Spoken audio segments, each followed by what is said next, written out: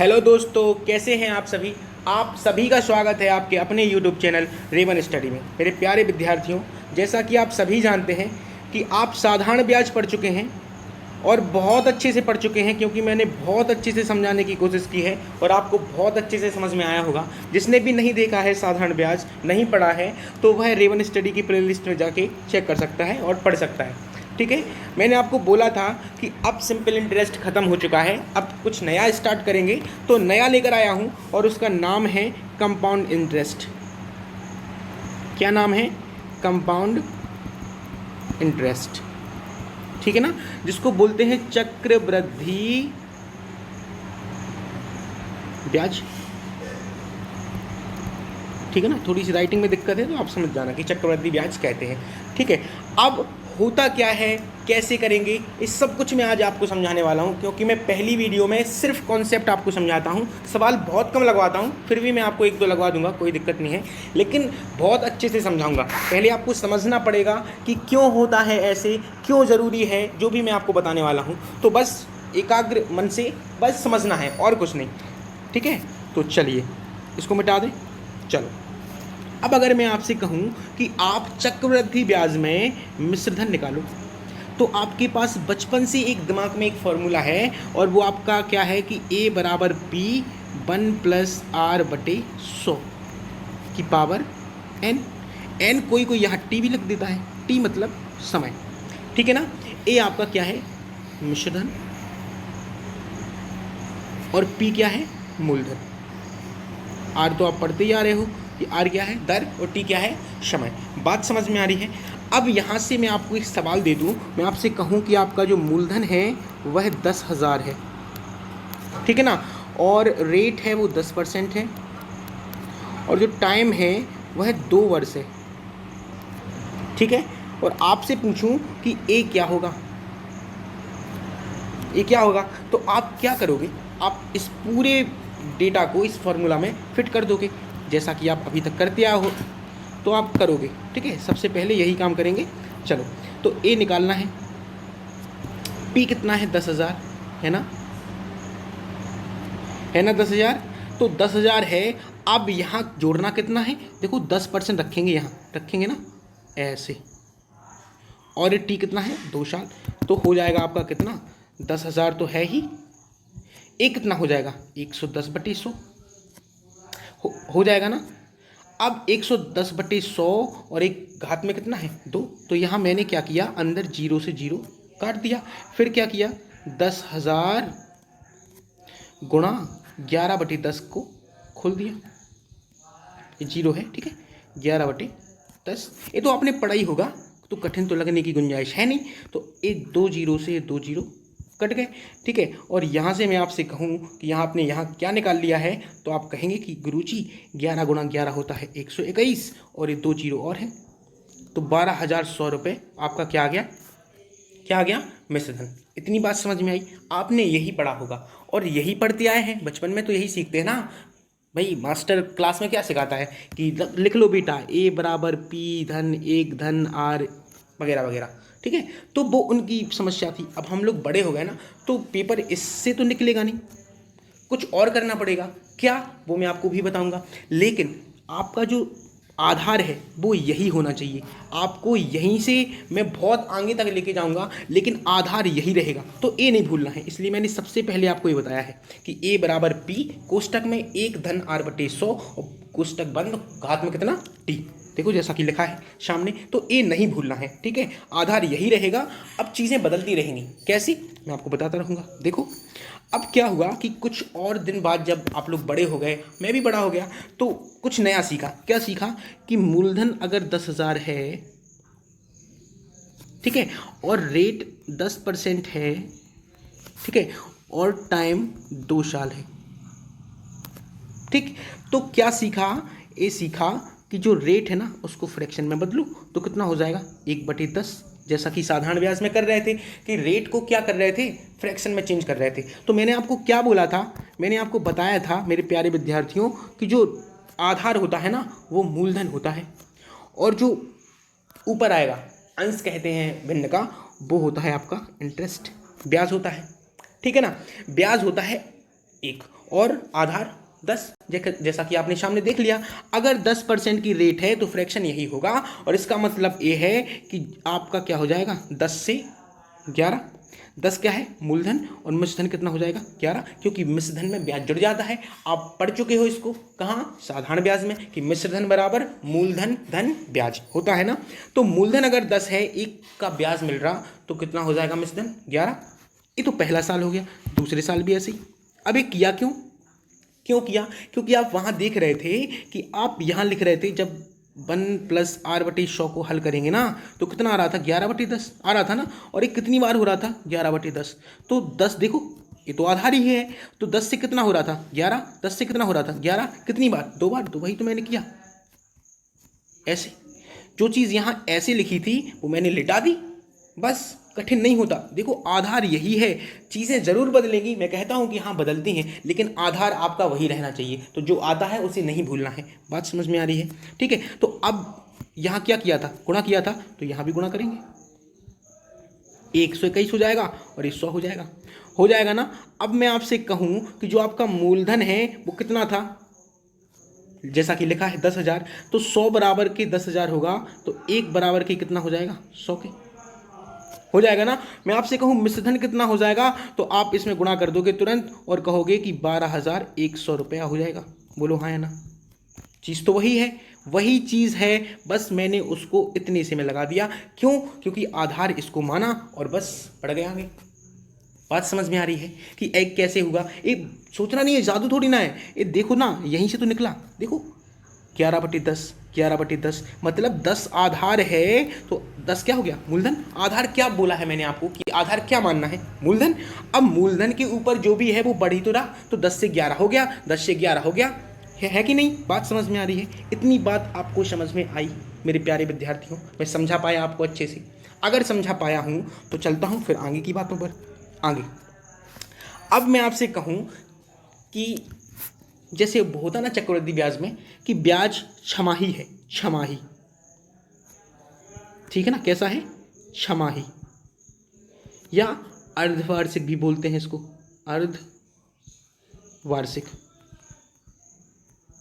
ठीक है ना?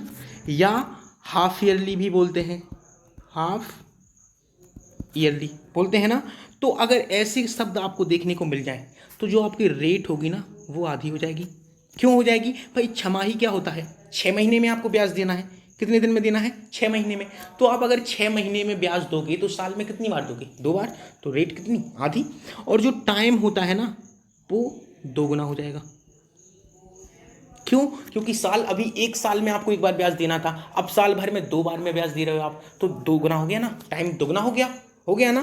तो ऐसे हो सकता है। अब मैं आपसे कहूं कि आपसे जो ब्याज है वो त्रैमासिक या क्वार्टरली,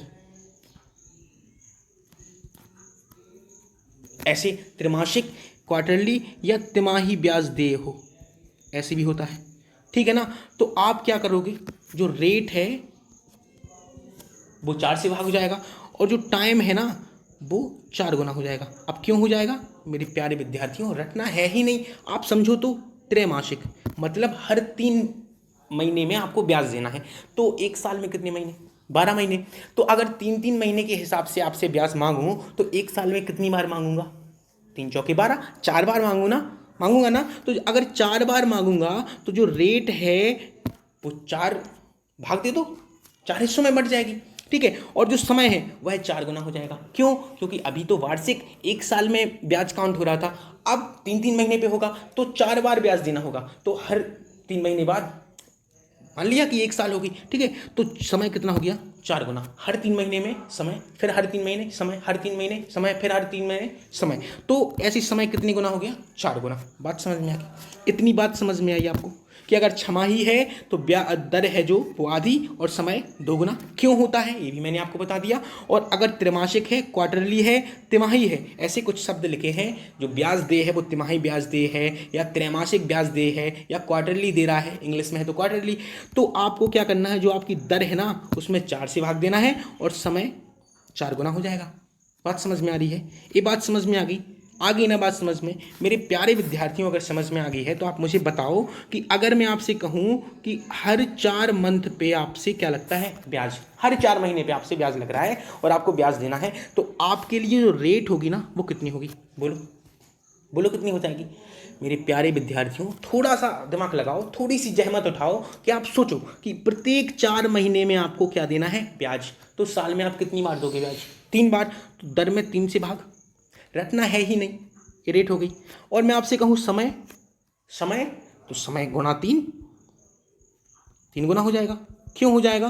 क्योंकि अभी एक वर्ष में एक बार दे रहे थे, अब हर 4 महीने में दोगे तो 3 बार नहीं दोगे एक साल में? बोलो, तो रटना है ही नहीं मेरे भाई, कुछ भी नहीं रटना है। इसलिए चीज़ों को समझो, अपने अंदर रखो और फिर मंथन करो। जितना मंथन करोगे ना उतना आएगा। इसलिए चक्रवृद्धि ब्याज को मैं आपको इतने अच्छे से पढ़ा दूंगा कि आपको जितना भी कठिन लगता था आज तक, आज के बाद तो कठिन लगने वाला है नहीं। लेकिन बस चीज़ों को समझना पड़ेगा आपको, ठीक है ना? तो बस आराम आराम से समझेंगे और आगे बढ़ते जाएंगे, ठीक है? अब मैं जो भी आपको समझाना चाहता हूँ उसके लिए एक सवाल लगवाना पड़ेगा। तो बस ये रहा सवाल। सबसे पहले सवाल लगाते हैं, फिर जो भी चीज़ें निकलेंगी वो मैं आपको बहुत अच्छे से समझाने वाला हूँ, क्योंकि इस एक सवाल के बाद मैं आपको इतना कुछ समझा दूंगा कि आप कहोगे कि मज़ा आ गया सच में।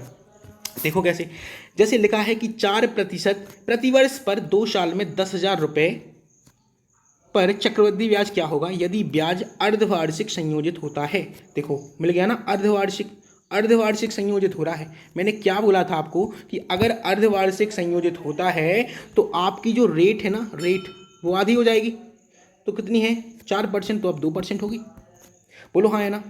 हो जाएगी ना? और जो टाइम है मेरे प्यारे भाइयों, जो टाइम है वो कितना हो जाएगा? दोगुना। तो अभी 2 साल थे तो अब कितना हो जाएगा? 4 साल। बात समझ में आ रही है? बात आपको समझ में आ रही है मेरे प्यारे विद्यार्थियों? आशा करता हूँ आपको बहुत अच्छे से समझ में आ रहा होगा। अब आगे बढ़ते हैं। क्या लिखा है कि 10,000 रुपये है। देखो जो तरीका मैं आपको बताने वाला हूँ ना, आप वही फॉलो करना। देखो देखो क्या करना है कि जैसे 10,000 रुपये हैं तो 10,000 का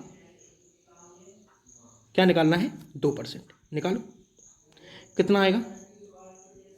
200। ठीक है, बिल्कुल नहीं, दिमाग तो लगाना ही नहीं है। पहले मैं जो कर रहा हूं वो देखो, सिर्फ सिर्फ देखो। फिर 200 का 2% निकालो। कितना आएगा? 4 आएगा ना? देखो 2 जीरो से 2 जीरो कट गए। अब 4 का 2% निकालो तो आप कहोगे कि गुरुजी 0.08 आएगा। अब मैं आपसे कहूं कि 0.08 का भी 2% निकालो, ठीक है ना? तो आप कहोगे कि गुरुजी ये आ जाएगा 0.0016। ठीक। अब सबसे पहले तो सीधा सा रीज़न, ये 4 बार क्यों किया? क्योंकि समय 4 साल था। दूसरा रीज़न कि एक क्यों किया, बताता हूँ, रुक जाइए। सबसे पहले क्या करना है, इसमें 4 से गुणा, इसमें 6 से गुणा, इसमें 4 से गुणा और इसमें 1 से गुणा।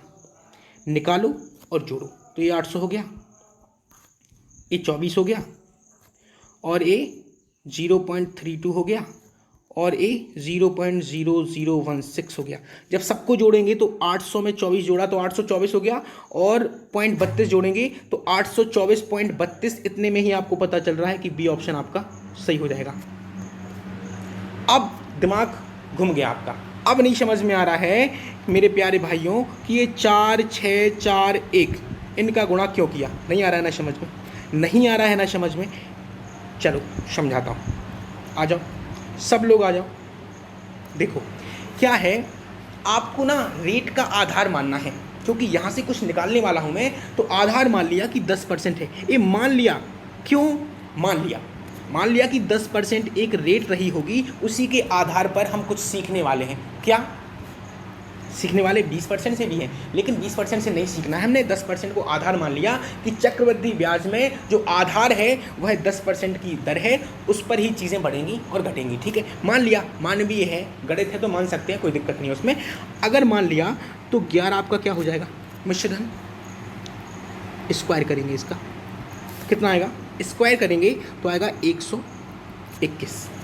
इसका घन करेंगे तो आएगा 1331।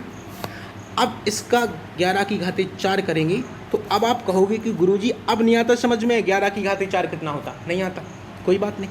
जो एक लिखा ना वो एक लिख लो, इन दोनों को जोड़ो तो कितना आएगा 4, फिर इन दोनों को जोड़ो तो कितना आएगा 6, फिर इन दोनों को जोड़ो तो कितना आएगा 4, और फिर जो बाद में लिखा ना वो लिख लो। फिर अगर मैं आपसे कहूँ कि 11 की घाते 5 का बताओ तो आप कहोगे कि देखो एक लिखा है तो एक लिख लो, 6 और 4 कितना हो गया 10, और ये 6 4 कितना हो गया 10, और 4 और 1 5, और एक लिखा था एक लिख दो। लेकिन मेरे प्यारे भाइयों कि यहाँ 10 से गुणा हो रहा, ये तो होगा नहीं, इसमें कुछ चेंज होगा। क्या बताता हूँ, देखो कुछ नहीं करना है, एक का एक लिख लिया, 5 का 5 लिख लिया, 10 का लिख लिया क्या 0, जो एक आया ना वो एक इसमें जोड़ दिया तो कितना हो गया 11, और 11 का एक लिख लिया, एक जो हासिल आई वो जोड़ दी इसमें तो कितना हो गया 2, हो गया ना, हो गया ना। अब एक लिखा था तो एक लिख दिया, बोलो हाँ या ना, बोलो बोलो ना, हाँ या ना बोलो। एक बीच में छूट गया क्या, एक बीच में छूट गया मेरे प्यारे भाइयों, एक छूट गया, देखो आपने जोड़ा नहीं ढंग से।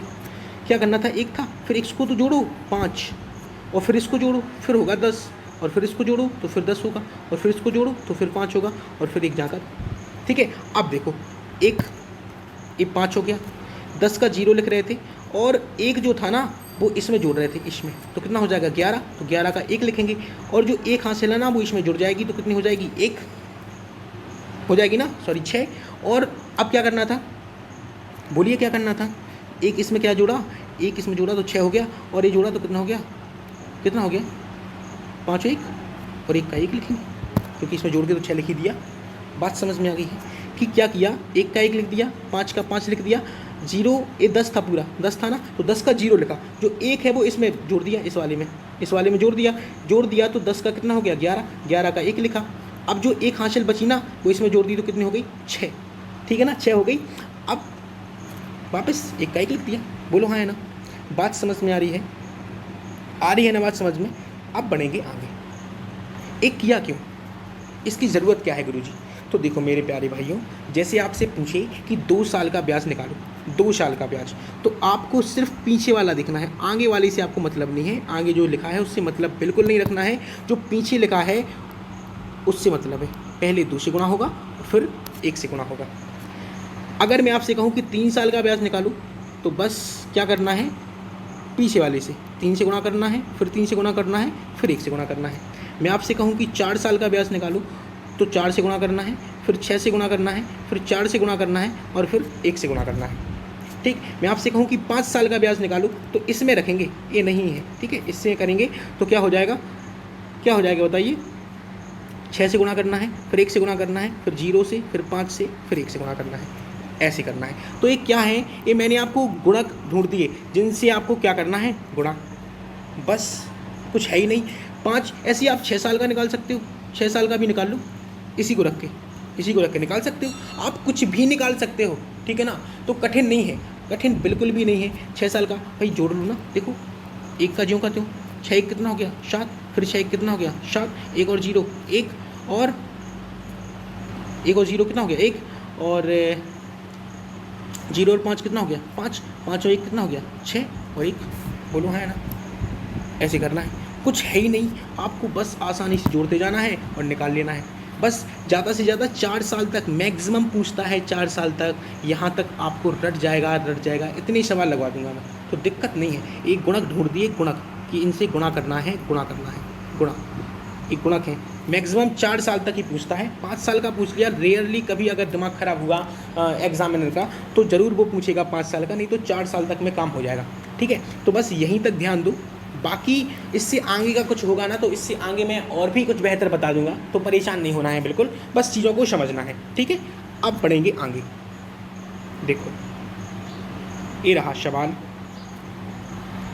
सवाल है, और सवाल कहता है आपसे कि कितने वर्षों में 2000 रुपये की धनराशि 10% वार्षिक चक्रवृद्धि ब्याज की दर से 2420 रुपये हो जाएगी। गीत है यहाँ, कोई बात नहीं। देखो आपने ये तो पढ़ा ही है, A बराबर P 1 + R/100 की पावर, यहाँ R ऐसा लिखे, की पावर T। मैंने क्या बोला था कि जो आपका आधार है, वो नहीं बदलना चाहिए, वो नहीं बदलेंगे आप उसी को लेके चलेंगे। आपने पढ़ा होगा, मुझे पता है कि आपने इसकी ट्रिक सीख रखी है, मुझे पता है मुझे, इसलिए प्लीज़ मत सिखाइए मुझे पता है कि आपने इसका सीख रखा है कि ये तो दिख ही रहा कि 2 साल आएगा। ऐसे नहीं होता। अगर संख्याएं चेंज हो गई ना तो फिर आप वो ट्रिक नहीं लगा सकते, गलत हो जाएगी, ठीक है ना। तो आप ऐसा सीखो कि कुछ भी आ जाए आपका गलत नहीं होना चाहिए, ठीक है ना। तो इसी से सीखेंगे। क्या करेंगे अब, देखो क्या है, मूलधन कितना है 2000, मिश्रधन है 2420, तो मिश्रधन की जगह पे मिश्रधन रखेंगे। ए पी है ना, यहाँ गुणा में है, तो अगर हम इसको यहाँ ले जाएंगे तो पक्षांतर करेंगे तो बटे में जाएगा और कितना हो जाएगा 2000 बराबर 1 धन r बटे 100। अगर r का मान हम 10 रखते हैं और 1 धन 10 बटे 100 का मतलब कितना होता है 110 बटे 100 होता है कि नहीं। और ये पूरे की घात में कितना है t, यहाँ भी हम काट लेंगे, 0 से 0 कट गया, यहाँ भी 0 से 0 कट गया, और कुछ कट रहा क्या, बिल्कुल कट रहा, 121 बार कट जाएगा और ये 100 बार कट जाएगा ना। तो यहाँ से निकल के आया कि 121 बटे 100 बराबर 11 बटे 10 की घाते t, ठीक है ना। अब हम देख पा रहे हैं और आप भी देख पा रहे हैं कि 11 बटे 10 की घाते अगर हम 2 लिख देंगे तो ये कितना हो जाएगा, इतना ही तो हो जाएगा, क्योंकि 11 का वर्ग 121, 10 का वर्ग 100 बराबर कितना हो जाएगा 11 बटे 10 की घाते 3 टी, सॉरी, तो 11 बटे 10 से 11 बटे 10 खत्म हो गया, टी बराबर कितना आ गया 2 ईयर, 2 साल, ठीक है। मैं आपको जो सिखा रहा हूँ ना वो बेस्ट सिखा रहा हूँ, समझिए आप बात को। अगर आप सोच रहे होगे तो क्या आपने वही लगा दिया बचपन वाला, समझो यहाँ ना अगर संख्याएं चेंज हो गई ना, स्क्वायर में नहीं रही, फिर क्या करोगे। इसलिए सीखो, ये आधार है और यही आपको सीखना पड़ेगा अगर आपको कुछ बेहतर सीखना है तो, ठीक है। ट्रिक तो सब सीखते हैं, लेकिन आप कुछ ऐसा सीखो कि ट्रिक को भी मात दे दे, तो ये सीखना पड़ेगा और ये करना पड़ेगा आपको। आप जितना जल्दी करोगे उतना ज़्यादा अच्छा होगा। तो आप बस इसको 2-3 बार प्रैक्टिस करेंगे ना तो आपको पता लग जाएगा कि अब मुझे कहाँ से उठाना है, ठीक है। इसको और भी शॉर्ट कर सकते हो आप, ठीक है। लगाने की विधि है, मैंने तो समझाना था इसलिए इतना बड़ा किया, आप और भी शॉर्ट कर सकते हो, तो कोई दिक्कत नहीं है, ठीक है ना। चलो आगे, ए है प्रतिवर्ष कितने प्रतिशत दर पर 3000 रुपये की राशि 3993, तो बस आपको अब सीधा रखना है, क्योंकि आपको पता है कि मिश्रधन बटे मूलधन बराबर 1 + r बटे 100 की पावर कितना है t, कितना है 3। अब ये क्या है कि ये काट सकते हैं क्या, तो काट सकते हैं 3 से 13 31 बार और 1000 बार, तो आएगा 13 31 बटे 1000 बराबर 1 + r बटे 100 की घाते 3। अब ये क्या होता है, 11 बटे 10 का 3 लग सकते, और 1 + r बटे 100 की पावर क्या हो सकता है, बोलिए क्या हो सकता है, क्यूब। तो एक क्यूब से क्यूब खत्म हो गया, क्या बच रहा है यहाँ क्या बच रहा है, देखिए ध्यान से, यहाँ बचा है 11 बटे 10 बराबर 1 धन r बटे 100 बचा है ना। कुछ नहीं करना है आपको, कुछ भी नहीं करना है, ध्यान रखना। अगर यहाँ ना 100 है और हम क्या करेंगे, इसका क्या करेंगे हम लोग, इसका हम करने वाले हैं लासा लेंगे, बटे 1 करेंगे, फिर करेंगे, तो 11 बटे 10 बराबर क्या हो जाएगा 100 धन r और बटे कितना 100, 10 धाम 100 हो गया और 81 गुना हो जाएगा इधर, तो 110 बराबर 100 धन r। पक्षांतर करेंगे ना तो r बराबर आएगा 10%, ठीक है। जब आप इन सवालों को बार बार लगाओगे ना तो यहाँ आपको पता लग जाएगा कि यहाँ 11 बटे 10 क्यों हो रहा है, कि जब रेट आपकी 10% है तब आराम से हो जाएगा, ठीक है ना। तो ये थोड़ा सा बड़ा हो गया, ठीक है ना, लेकिन मुझे बताना ज़रूरी है इसलिए क्योंकि आपको आधार नहीं भूलने दूंगा मैं, इसकी गारंटी मैं आपको देता हूँ, क्योंकि उस आधार से आप बहुत कुछ अच्छा सीखने वाले हो, ठीक है। इसकी एक ट्रिक भी है, देखो ये मूलधन है और ये मिश्रधन है, ठीक है। अगर वर्ष 3 वर्ष है तो इनका अनुपात बनाएंगे और क्या करेंगे, काटेंगे, क्योंकि अनुपात ऐसी संख्याओं का होता है कि जो आपस में ना कट रही हो, ठीक है। तो ये हो गया अनुपात। अगर 3 वर्ष है तो इनका लेंगे क्या, सीधा सीधा घनमूल, लो घनमूल। अगर 2 साल होता तो वर्गमूल, ठीक है। तो ये 10 का होता और ये 11 का। यहाँ देखना ये है कि राशि 10 से 11 हो गई, कितनी बड़ी, 1, किसके सापेक्ष में, 10 के सापेक्ष में, गुणा 100, क्योंकि दर चाहिए और दर हमेशा प्रतिशत में होती है। 10% आपका उत्तर वैसे भी आ रहा था और ऐसे भी आ जाएगा, ठीक है ना, बात समझ में आ गई। तो बस समझ में आ गई तो बहुत अच्छी बात है। आज मैं आपको सिर्फ समझाने आया था, बताने आया था कि चक्रवृद्धि ब्याज का कॉन्सेप्ट क्या है, तो आपको मैं समझा चुका हूँ। बस याद रखने योग्य बात ये है कि अगर 2 साल का ब्याज आपसे पूछा जाए तो आपको क्या इस्तेमाल करना है, 2 और 1। 3 साल का पूछा जाए तो क्या करना है, 3 3 1, याद रखिए यहाँ पे। और अगर 4 साल का पूछा जाए तो कितने से गुणा करना है, 4 6 4 1 से, ठीक है ना। इसके आगे और भी मैं आपको बताता रहूँगा बार बार, बस ये आप ज़रूर याद रखिए कि कितने से गुणा करना रहता है। आगे और भी सवाल लेकर आऊँगा, आपको बहुत मज़ा आएगा, ठीक है। बस आप यकीन रखिए और सीखते रहिए, ठीक है। चलता हूँ, फिर मुलाकात होगी, तब तक के लिए।